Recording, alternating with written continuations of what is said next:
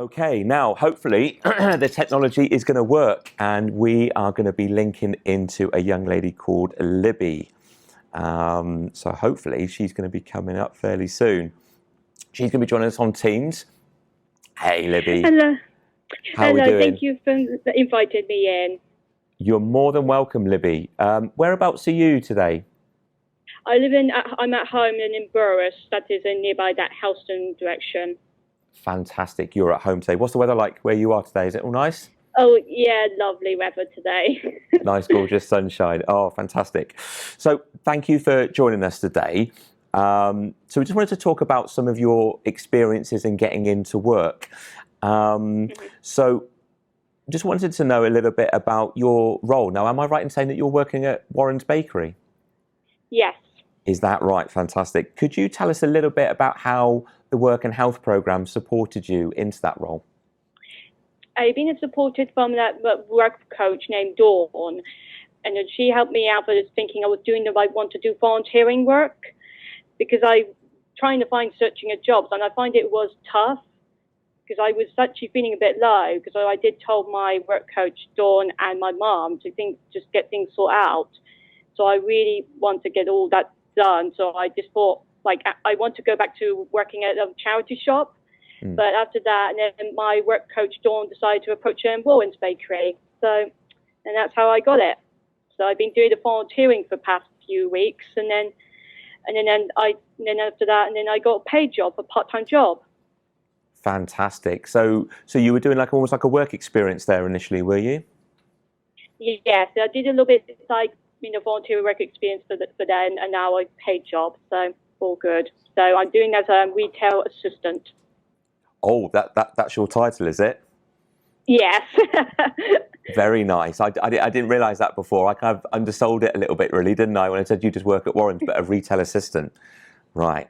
I know that now. That's good. That's good to know. So within this role then, so what's the favourite part of your job? What do you like doing? Well, I like to do is doing the till and then helping to put these pasties in, put in a bag, and then give it to customers. I know I do the touchscreens till and all that, because I like doing the money. I like doing the till. I like to face people and all that. So I like serving customers. And also I've been learning how to do that bake-off. I got put pasties in to put it in the oven. So I need to know the temperatures and everything, and then put it in that when you're serving the customers in the front, to put pasties in. So I've been learning a lot, and then I've been making a nice, lovely friends in that staff, and they were really supportive and helpful. I met a nice manager named Anne. She's been helping me to get things through, to teach me and everything. So she has been lovely, really. And then I felt really more welcome and comfortable in there. No, that's really lovely to hear, especially when you're starting in a new job. It's really nice to know that you've got colleagues and managers that are there to support you, just to help ease you in with it. It sounds like you've got lots that you really like about this role then. Yes, I really enjoy it there. No, and I guess working with the public every day is a bit different, isn't it? You're never really sure who's going to come through the door, so that's quite nice and exciting, isn't it?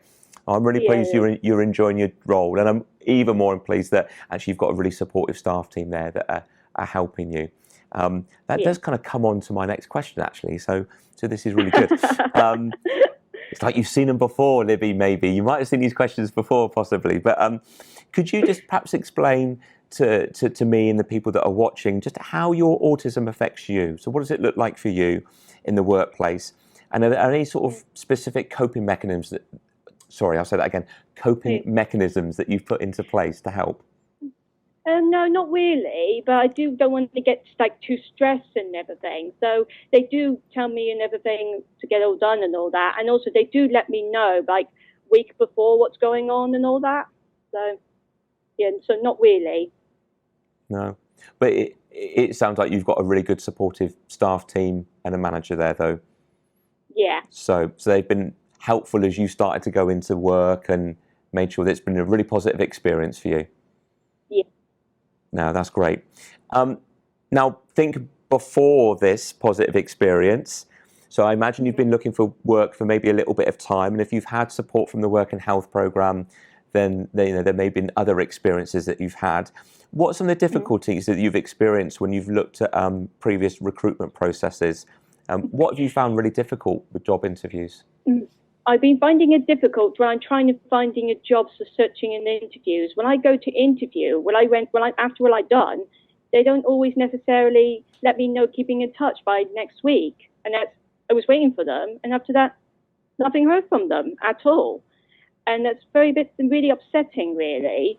And also sometimes, and when I go to the interview, then I just find it after I'd done the meeting, the interviews and everything, it was finished quickly. And I thinking I had a bad feeling if I get the job or not. And also sometimes they don't always let me know. That's why I find it a bit difficult, really. It would have been really helpful just to have that bit of feedback.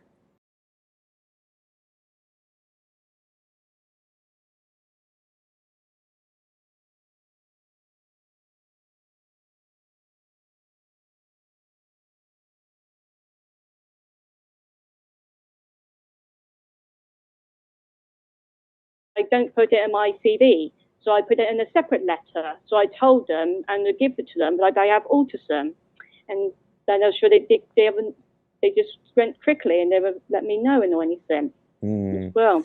Well, well done for you for highlighting that then, because I can appreciate sometimes that can be a barrier for some employers if they might have seen it. It doesn't need to be a barrier at all, but well done for you for highlighting that. You would just hope that they would take into account, if we just heard from Louise from Babcock, talking about some reasonable adjustments, talking about actually they could be quite easy and straightforward.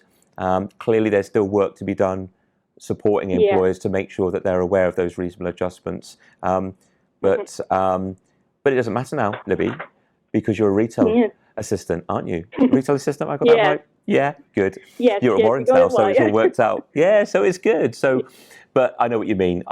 You would have much preferred to have a more positive experience when you're looking for work, even though you've disclosed the fact that you've got autism. So glad it's worked out well for you in the end, though, Libby.